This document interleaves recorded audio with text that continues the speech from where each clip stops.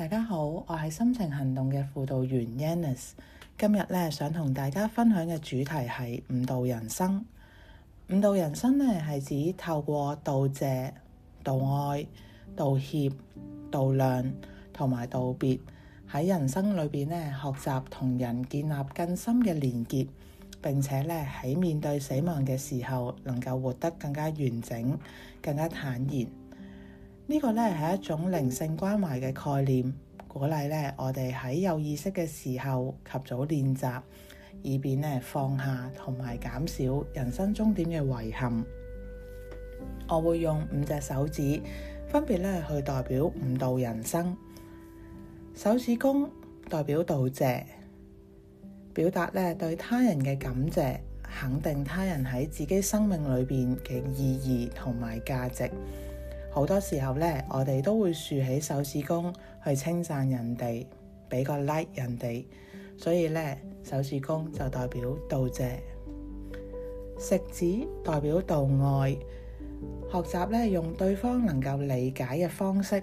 大方咁樣表達關心同埋愛意，而唔係咧單單講我愛你。中指代表道歉。中指咧喺咁多隻手指裏邊咧，其實係最長嘅。個意思咧就係一個人如果願意道歉嘅話，其實佢係一個強者，因為咧只有夠勇氣、夠自尊感嘅人，佢哋咧先會願意去道歉，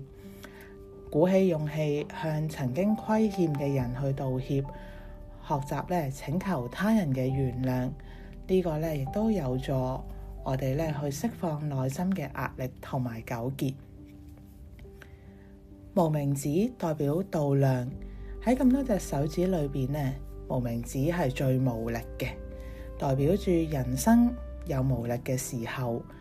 度量去接納限制，寬恕咧我、你、他人嘅有限，主動原諒自己同埋他人所犯嘅錯，放低內心嘅包袱，減少焦慮同埋壓力。道別係手指尾，好多時候咧，我哋會用手指尾咧作為一個承諾、一個約定，會去勾手指尾。呢個代表住承諾生命延續嘅連結。我哋咧可以提早規劃身後事，包括醫療自主權、財產規劃等等，令到自己同埋家人可以安心。好好咧咁樣去說再見。道別咧其實唔代表咧生者同埋逝者永遠嘅分離，而係代表住生者同埋逝者之間嘅一份承諾，彼此嘅祝福，